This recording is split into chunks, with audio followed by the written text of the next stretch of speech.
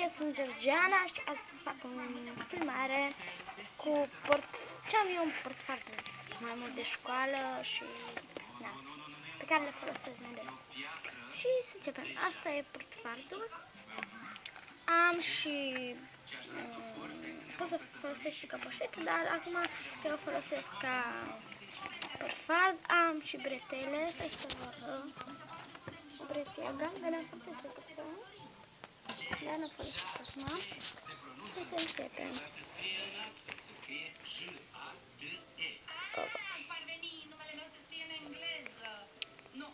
Am un creion duo, negru și mov, dar mai mult folosesc pe cel mov la buze și pe cel negru, dar mai puțin.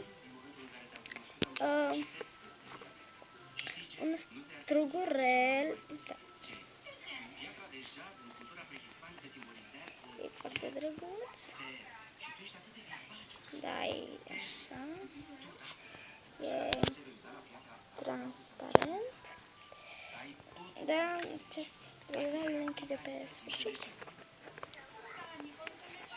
Am acest strugurel mai închis, deci vedeți puțin diferența. Este mult mai închis. Asta e mult mai închis decât ăsta. Scuze.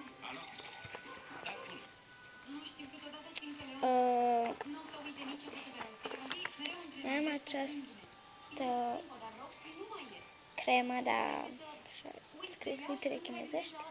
E o cremă de mâini, dar acum nu pot. Încerc. Uite că pot să desfac. E cremă din alge pentru mâini. Foarte drăguță.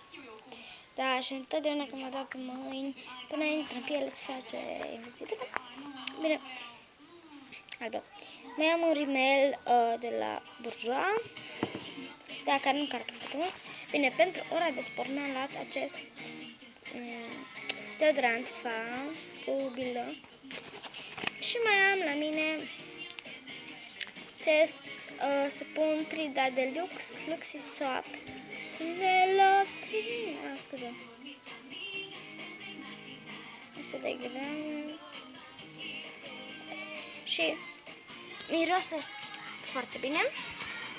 Da, și pur și simplu scot de aici și îl bag la loc. Eu nu l-am folosit pentru că încă nu, pentru că doar ce mi s-a terminat celălalt și doar ce l-am terminat pe celălalt și nu l-am folosit, adică azi la școală l-am terminat și nu l-am folosit, dar l-am avut la mine acesta și tocmai am un fel, dar arată în alt videoclip cu ce m-am achiziționat eu. Pa!